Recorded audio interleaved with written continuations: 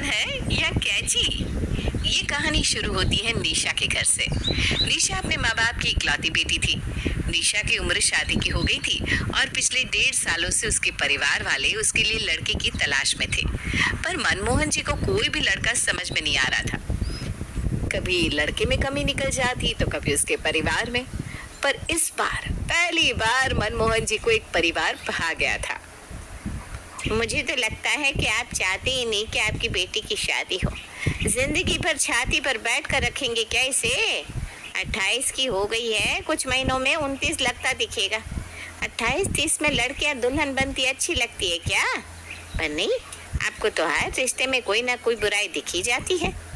हाँ, है तो दिखेगी ही ना। अपनी शादी के वक्त ये बुराई देखने की क्षमता अगर मुझ में रहती तो आपसे शादी नहीं होती मेरी। अब मैं फिर वही गलती नहीं दोहराना चाहता। ये क्या बोल दिया पापा आपने? अब तो मम्मी माँ दुर्गा बन जाएगी। अरे जिस दिन से शादी हुई है ना बेटा, तब से तो काली बनकर मेरे सर पर नाच ही रही है। और मनीषा जी, आप मुझे बताइए, मेरी बेटी के लिए क्या सही है क्या गलत है? एक लड़का पसंद आया है मुझे, नाम है उसका प्रेम। घर वाले भी अच्छे हैं, सब कुछ पता कर लिया है मैंने। लड़का कुछ खाता पीता भी नहीं है, ना गुटखा ना पान मसाला, किसी चीज की बुरी लत नहीं है, ना ही कोई लड़की का पुराना चक्कर, सब कुछ क्लीन है। पुराने चक्कर तो होंगे ही जेठ जी, आजकल किसका चक्कर नहीं रहता।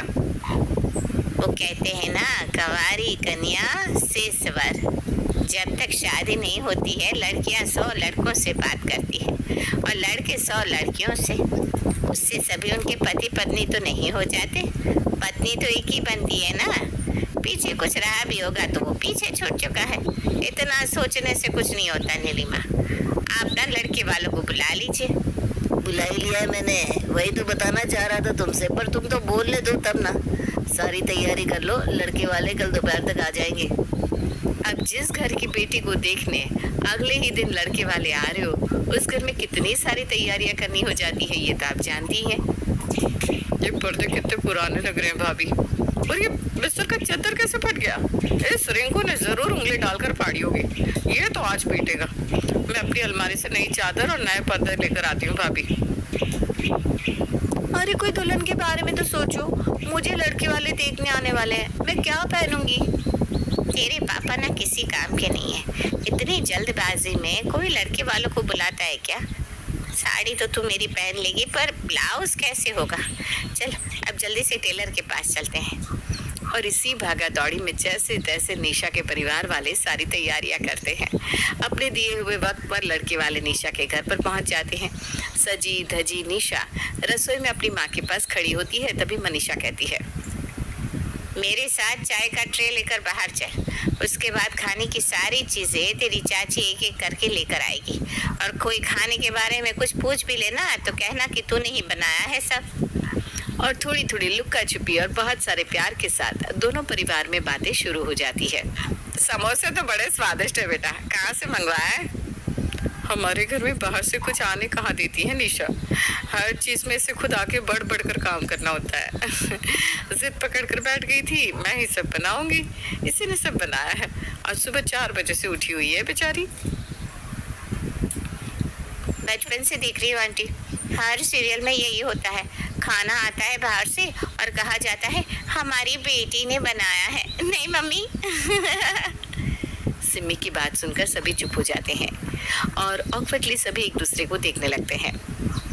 पर ये कोई मूवी नहीं है सिम्मी, ये रियलिटी है। अरे कोई बात नहीं बेटा जी, वैसे आप लोगों ने तो कुछ लिया ही नहीं। खाइए खाइए। ये समोसे तो खा लिए आंटी हमने, अब ये काजू किशमिश भी हम खा लेंगे। फिर हमारे पीछे से आप सबको कहती फिरेंगी कैसे लड़के वाले थे, प्लेट में कुछ छोड़कर भी नहीं गए, सब सफाचट कर गए।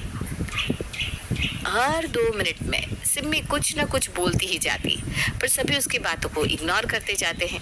फिर फाइनली प्रेम कहता है, मुझे निशा जी पसंद है।